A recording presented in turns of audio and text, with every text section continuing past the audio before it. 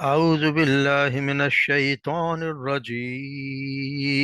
بسم الله الرحمن الرحيم. من كان يريد العاجلة عجلنا له فيها ما نشاء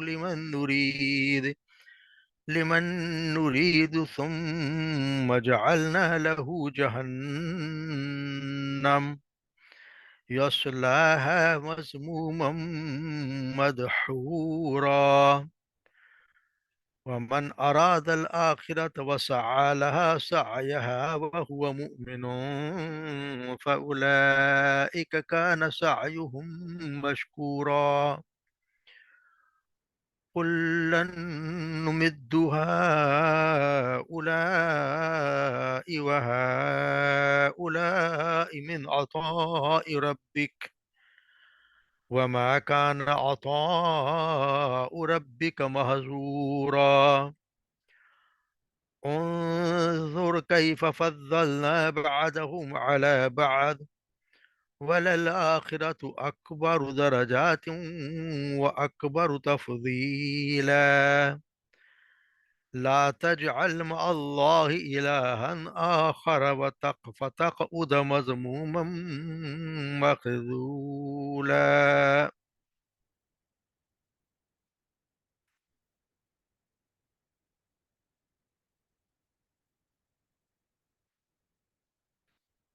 من كان يريد الآجلة، من كان جو ہوا، جو چاہتا ہو،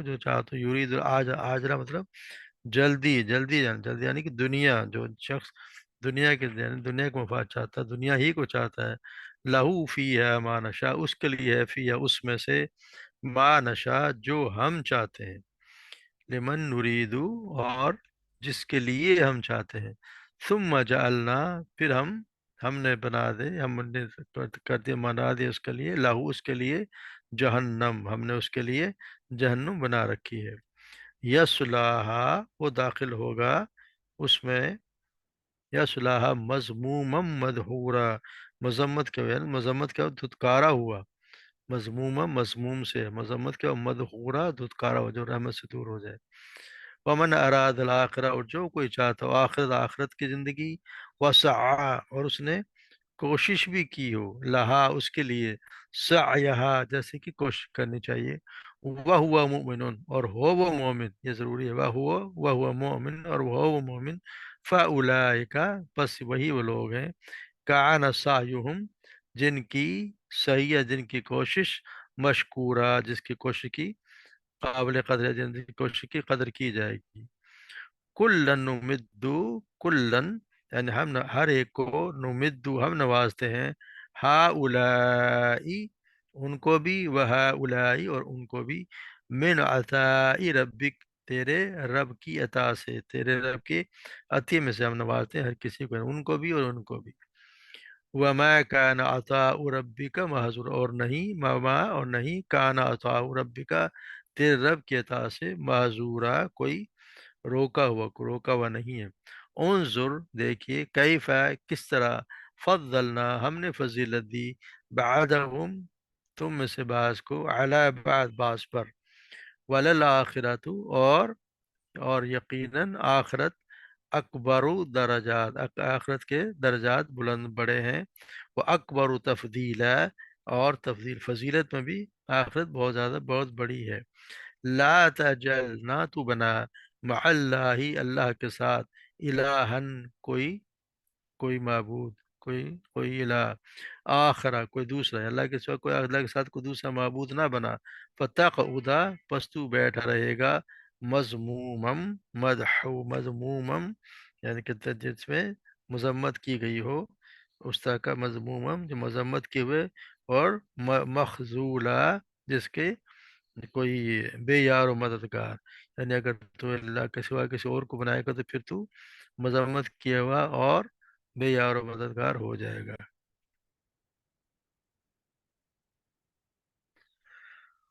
تو یہاں اللہ تبارک و تعالی ہمیں دونوں دنیاؤں کی بتا رہے ہیں کہ جو شخص دنیا کی یعنی جو جلدی آنے والی عاجلہ سے مطلب من کان یرید العاجلہ، عاجلہ تو جلدی، جلدی جلدی یعنی کہ جو ارادہ یہ رکھتا ہے کہ اس کو جلدی ہم دے دیں، تو پھر ہوگا یہ کہ جو وہ چاہتا ہے کہ صرف جلدی اس کو مل جائے وہ چیز، یعنی عارضی فائدے کی طلب لگا رہتا ہے، کچھ کا انتہا اس کا مقصدی دنیا کی کامیابی ہوتا ہے، آخرت پر وہ نہ اس کا ایمان ہوتا ہے، اور نہ ہی کوئی مرنے کے بعد سے اللہ تعالیٰ سے کوئی ثواب کی امید ہوتی ہے، اور نہ سزا کا ڈر ہوتا ہے۔ اس کا مقصد صرف یہ ہے کہ یہاں دنیا میں جو کچھ مل جائے، جیسا کہ اکثر کفار کا فاسقوں کا حال ہوتا ہے، کہ تو یہاں پہ اللہ تبارک و تعالیٰ کرے کہ پھر ہم دنیا کے فوائد میں سے جس قدر چاہتے ہیں اور جسے چاہتے ہیں عطا فرما دیتے ہیں، سب کو نہیں۔ اللہ تعالیٰ نے اس معاملے میں دو قید لگا دی ہیں، ایک ہے کہ ہم دنیا کی وہ چیز اسے ہم اتنی دیتے ہیں جتنی ہم چاہتے ہیں، یہ نہیں کہ اگر دنیا کے اگر انسان چاہتا ساتھ لگا تو اس کے مرضی کے مطابق اس کو ملے، ایسا نہیں ہے،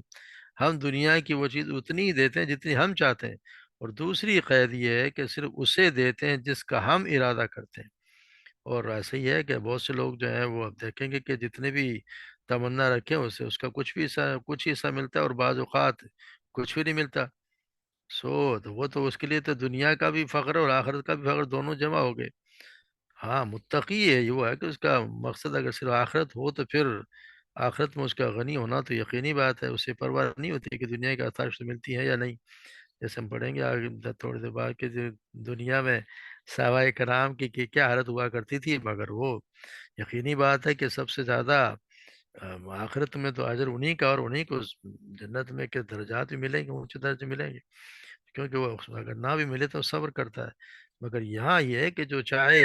چاہتے ہی وہ اگر وہ صرف دنیا کی زندگی ہے تو پھر اس کا یہی ہوگا، پھر وہ اس کے لیے اللہ تبارک و تعالیٰ نے جہنم تیار کر رکھی ہے، اس میں وہ داخل ہوگا، مذمت کیا اور دھتکارا ہوا، جس طرح اللہ تبارک و تعالیٰ نے سورہ ہود میں ارشاد فرمایا، من کان یرید الحیات الدنیا وزینتها، تو جو دنیا کی زندگی اس کی زینت کا ارادہ رکھتا ہو، وفی الیہم اعمالہم فیہا وہم فیہا لا یبخسون، ہم انہیں ان کے اعمال کا بدلہ اسی دنیا میں پورا دے دیں گے، اور اس دنیا میں کوئی کمی نہیں کی جائے گی۔ اولئک الذین لیس لہم فی الآخرہ الا النار، یہ وہ لوگ ہیں جن کے آخرت میں کوئی حصہ نہیں ہے سوائے جہنم کے آگ کے۔ وحبط ما صنعوا فیہا وباطل ما كانوا يعملون، اور یہ جو کچھ جو انہوں نے کیا برباد ہو گیا، اور بیکار ہے جو کچھ کیا کرتے تھے، یعنی ان کے لیے کچھ بھی نہیں بچا، جو کیا کرتے سب کچھ برباد ہو گیا، آخر میں کچھ بھی نہیں ملنا۔ اس طرح اللہ تبارک و تعالیٰ سورہ شورى میں آیت نمبر 20 سے فرماتے ہیں، من کانا یرید حرث الآخرہ نزد له فی حرثی، جو کوئی آخرت کی کھیتی چاہتا ہم اس کے لیے اس کی کھیتی میں اضافہ کر دیں گے۔ ومن کانا یرید حرث الدنیا نوتی منہا، اور جو کوئی دنیا کی کھیتی چاہتا ہم اسے اس میں سے کچھ دے دیں گے، کچھ دے دیں گے۔ وما له فی الآخرۃ من نصیب، اور آخرت میں اس کے لیے کوئی بھی حصہ نہیں۔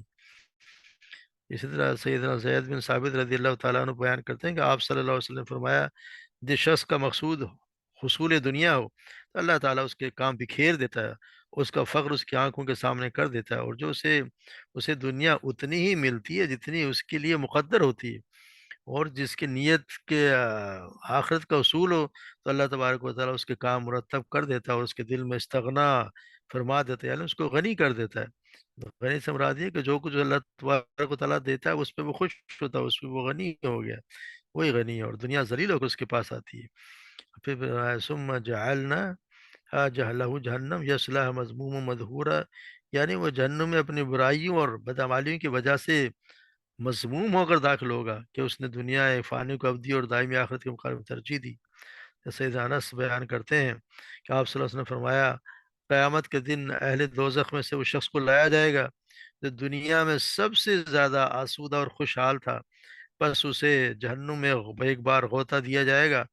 اور پھر اس سے پوچھا جائے گا، اے آدم کے بیٹے، کیا تو نے دنیا میں کبھی آرام دیکھا تھا؟ کیا تجھ پہ کبھی کوئی چین کا لمحہ بھی آیا تھا؟ وہ کہے گا، اللہ کی قسم اے میرے رب، کبھی بھی نہیں۔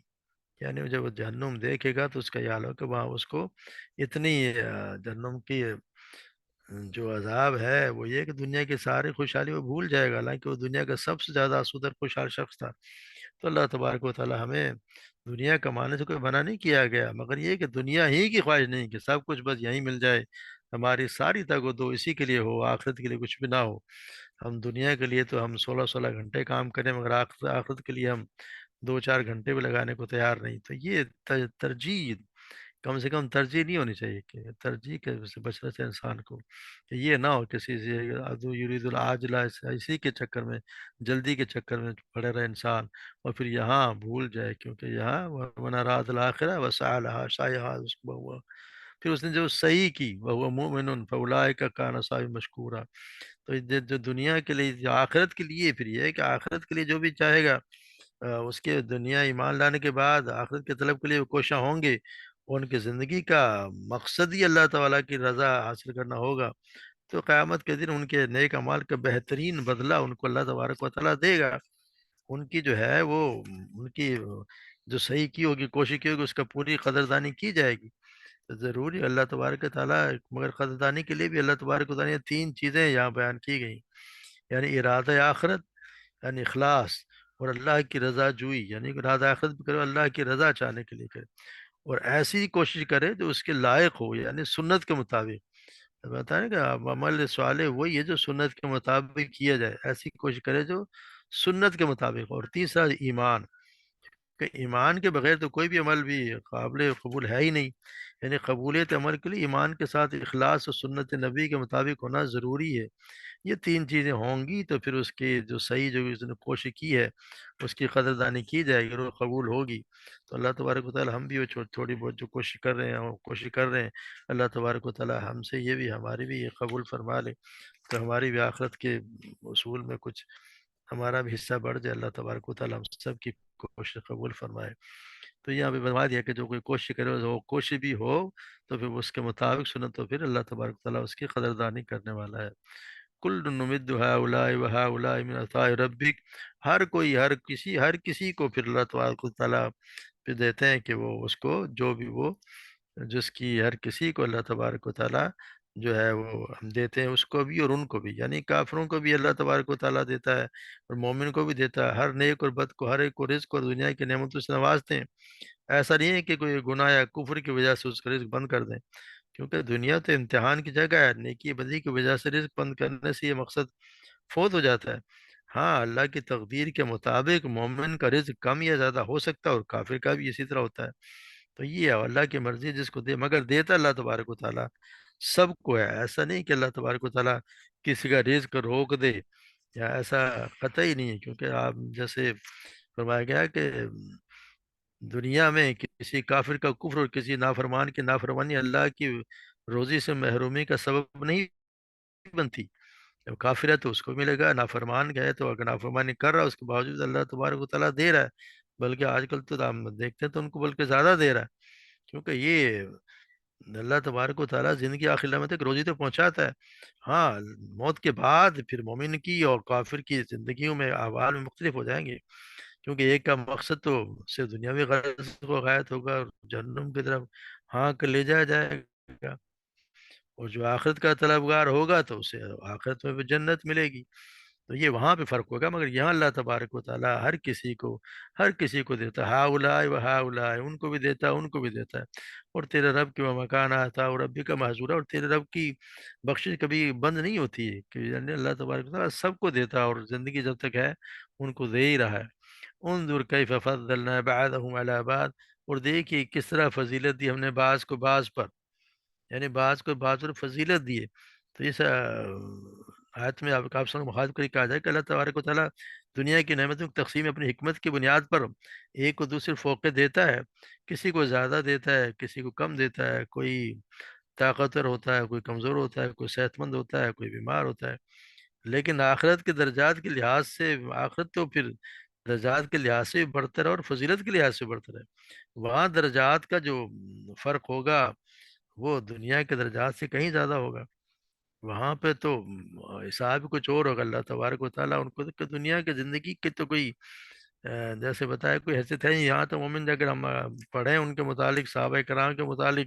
یا آپ صلی اللہ علیہ وسلم کے خود کے گھر کے متعلق، تو یہاں پہ تو انہوں نے نہ کہیں طلب کی، اور ان کو کتنا اللہ تبارک و تعالیٰ نے صبر دیا، مگر ہمیں معلوم ہے کہ آخرت میں تو سب سے بلند درجات انہی کے ہوں گے، اور آپ صلی اللہ علیہ وسلم سے بہتر تو کوئی وہاں پہ ہونا ہی نہیں ہے۔ مگر یہاں حالت یہ تھی کہ سیدہ عائشہ بیان کرتی ہیں کہ محمد صلی اللہ علیہ وسلم کے گھر والوں نے مدینہ آنے کے بعد کبھی بھی جو کی روٹی بھی 2 दिन मतवातर पेट भर कर नहीं खाई, حتیٰ کہ آپ کی وفات ہو گئی۔ اندازہ لگائیں کہ یہ اس شخصیت کا حال ہے جو آپ صلی اللہ علیہ وسلم جو اللہ کے سب سے محبوب ہیں، اور ان کا گھر کا حالت یہ تھی، مگر انہوں نے کبھی اس کا کوئی شکایت نہیں کی، کیونکہ ان کی دنیا کی تو کوئی حیثیت ہی نہیں تھی۔ اسی طرح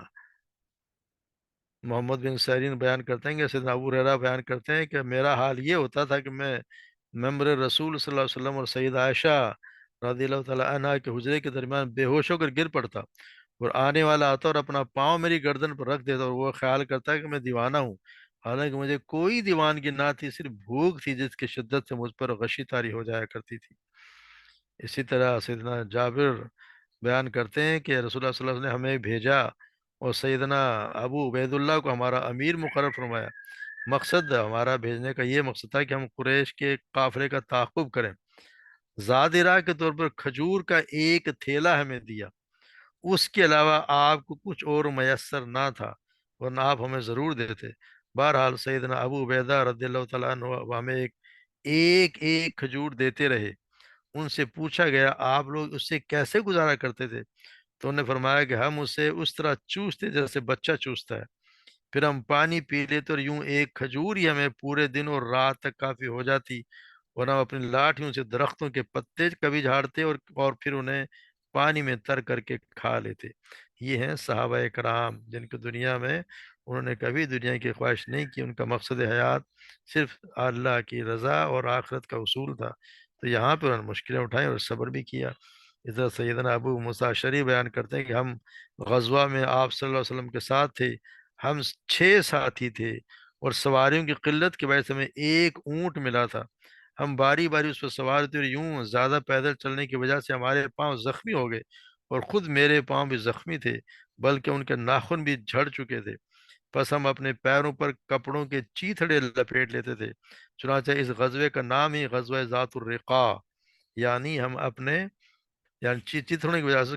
یعنی اس کے غزوہ کا نام ہی بڑھ گیا غزوہ ذات الرقاع، یعنی چتھروں والی غزہ جو ہوئی غزوہ ہوئی اس میں، کیونکہ ہم اپنے پاؤں پر چتھڑے باندھتے تھے۔ تو یہ حالت تھی ان صحابہ کرام کی، اور ہم ان کے کوئی دنیا کا تو انہوں نے کبھی چاہا ہی نہیں کہ دنیا میں ہو، ہاں مگر وہاں کیا ہوگا؟ جیسے جناب وہ سید خدری فرماتے ہیں کہ آپ صلی اللہ علیہ وسلم نے فرمایا کہ جنتی لوگ اپنے اوپر بالا خانوں میں رہنے والوں کو اس طرح دیکھیں گے جس طرح لوگ اس چمکتے ستارے کو دیکھتے ہیں جو صبح کے وقت آسمان کے مشرقی یا مغربی افق پر باقی رہ گیا ہو۔ یہ فرق اس فضیلت کی وجہ سے ہوگا جو ایک کو دوسرے پر حاصل ہوگی۔ تو لوگوں نے عرض کیا کہ اللہ کے رسول، یہ تو نبیوں کے مقام ہوں گے، اور کوئی دوسرا ایسے بلند مقام پر کیسے پہنچے گا؟ تو آپ نے فرمایا نہیں، اس ذات کی قسم جس کے ہاتھ میں میری جان ہے، یہ وہ لوگ ہوں گے جو اللہ پر ایمان لائے اور جنہوں نے نبیوں کی تصدیق کی، تو یہ ان کے لیے بھی ایسے بالا خانے ہوں گے۔ اس طرح سیدنا ابو ہریرہ بیان کرتے ہیں کہ آپ صلی اللہ علیہ وسلم نے فرمایا جو شخص اللہ پر اس کے رسول پر ایمان لائے اور نماز قائم کرے اور رمضان کے روزے رکھے تو اللہ پر حق ہے کہ اس کو جنت میں داخل کرے، خواہ وہ جہاد کرے یا خواہ اسی جگہ بیٹھا رہے جہاں وہ پیدا ہوا ہو۔ لوگوں نے عرض کیا اللہ کے رسول کیا ہم لوگوں کو یہ خوشخبری نہ سنا دیں؟ تو آپ نے فرمایا جنت میں 100 درجے ہیں جن کو اللہ تعالیٰ نے جہاد کرنے والوں کے لیے تیار کیا ہے، اور ہر 2 درجوں کے درمیان اتنا فاصلہ ہے جتنا آسمان و زمین کے درمیان ہے۔ تو اللہ تعالیٰ سے جب تم جنت کا سوال کرو تو جنت الفردوس کا سوال کیا کرو، کیونکہ فردوس جنت کا درمیانی اور اونچا ترین حصہ ہے، اس کے اوپر اللہ تعالیٰ کا عرش ہے، اور جنت کی نہریں فردوس ہی سے پھوٹتی ہیں۔ اس طرح سیدنا ابو سعید خدری رضی اللہ تعالیٰ بیان کرتے ہیں کہ آپ صلی اللہ علیہ وسلم نے فرمایا اے ابو سعید، جو شخص اللہ کے رب ہونے سے، اسلام کے دین ہونے سے اور محمد صلی اللہ علیہ وسلم کے نبی ہونے سے راضی ہو، اس کے لیے جنت واجب ہو گئی۔ ابو سعید کہتے ہیں کہ مجھے سے بڑا تعجب ہوا، میں نے عرض کیا اللہ کے رسول ان کلمات کو ذرا پھر سے دہرا دیجیے۔ آپ صلی اللہ علیہ وسلم نے ان کلمات کو دہرایا اور مزید اضافہ کرتے ہوئے فرمایا ایک اور عمل بھی ہے جس کی وجہ سے بندے کے جنت میں 100 درجے ملیں گے، اور ایک درجہ سے دوسرے درجہ تک اتنا فاصلہ ہے جتنا آسمان و زمین کے درمیان فاصلہ ہے۔ میں نے عرض کیا اللہ کے رسول وہ کون سا عمل ہے؟ آپ نے فرمایا اللہ کی راہ میں جہاد کرنا، اللہ کی راہ میں جہاد کرنا۔ تو یہ اللہ کے یہ ہمیں روز دعا ہے کہ بلکہ یہ ہمیں اقرار کر لینا چاہیے، ہر کہتے ہیں کہ جی اذان کے بعد، اذان کے دعا کے بعد یہ بھی پڑھ لینا چاہیے، رضیت باللہ ربا وبالاسلام دینا وبمحمد النبی، یعنی کہ میں راضی ہو گیا اللہ کے رب ہونے پر، دین میرا اسلام دین ہونے پر، اور آپ صلی اللہ علیہ وسلم نبی ہونے پر، رضیت باللہ ربا وبالاسلام دینا وبمحمد النبی، یہ ہمیں پڑھی تھی، یہ بتائیں گے اگر اس پہ راضی ہو گیا تو پھر اس پہ جنت واجب ہوگی۔ یہ چھوٹی چھوٹی چیزیں ہیں جو ہمیں مگر دل سے، کہ ہم راضی بھی ہوں، راضی کا مطلب ہے کہ پھر ان کی بات بھی مانیں، اللہ کے راضی ہوں، اللہ سے اگر راضی ہوں تو پھر اللہ کی میں بات بھی مانوں، رسول سے اگر میں راضی ہوں تو رسول کی بات بھی مانوں، یہ نہیں کہ اپنی مرضی کروں اور اپنے نفس کے حساب سے چلوں۔ تو اللہ تبارک و تعالی ہمیں بھی ان درجات میں، ان آخرت کے اچھے درجات میں ہمیں عرب شمار کر دے، ان میں داخل کر دے۔ پھر اللہ آخر میں فرماتے ہیں لا تجعل مع اللہ الہا آخر وتقعد مذموما مخذولا، کہ تو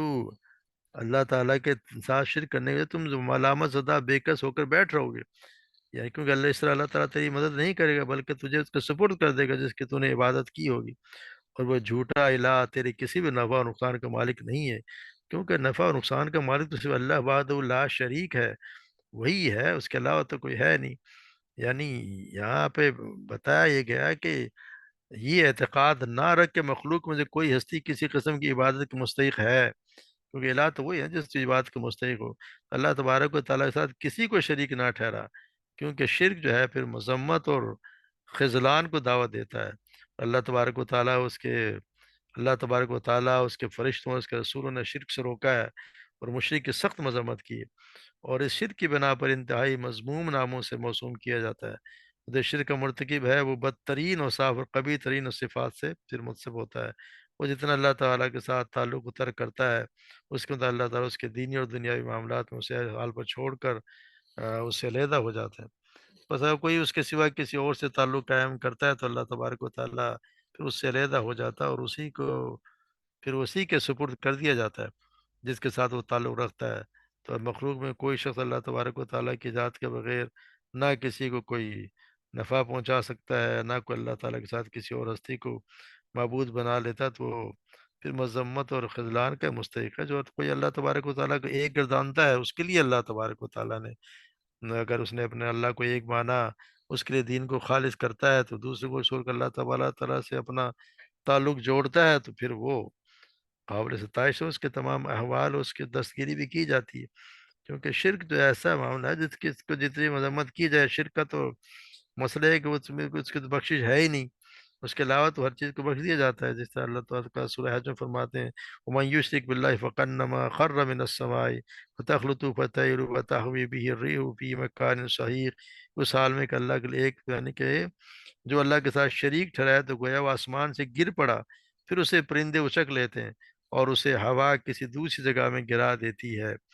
اسی طرح اللہ تعالیٰ سورہ مائدہ میں اللہ تبارک و تعالیٰ فرماتے ہیں لَقَدْ كَفَرَ الَّذِينَ قَالُوا إِنَّ اللَّهَ هُوَ الْمَسِيحُ ابْنُ مَرْيَمَ وَقَالَ الْمَسِيحُ يَا بَنِي إِسْرَائِيلَ اعْبُدُوا وَاعْبُدُوا اللَّهَ رَبِّي وَرَبَّكُمْ، بلا شبہ یقین لوگوں نے کفر کیا، انہوں نے کہا کہ بے شک اللہ مسیح ابن مریم ہے، اور مسیح نے کہا اے بنی اسرائیل اللہ کی عبادت کرو جو میرا رب اور تمہارا رب ہے، انہو من یشرک باللہ فقد حرم اللہ علیہ الجنہ،